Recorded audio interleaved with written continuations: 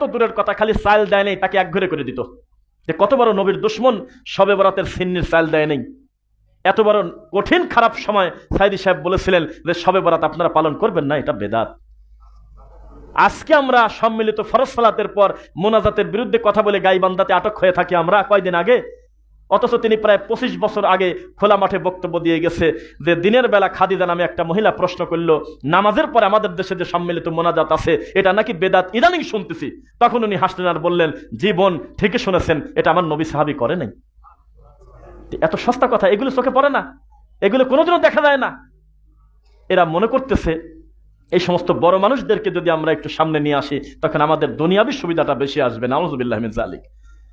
তো মনে রাখবেন, ইন্নাল ইনসানা লিরাব্বিহি লাকানুদ, রব বলতেছে তার বান্দার ব্যাপারে, আমার বান্দা বড় নিমক হারাম।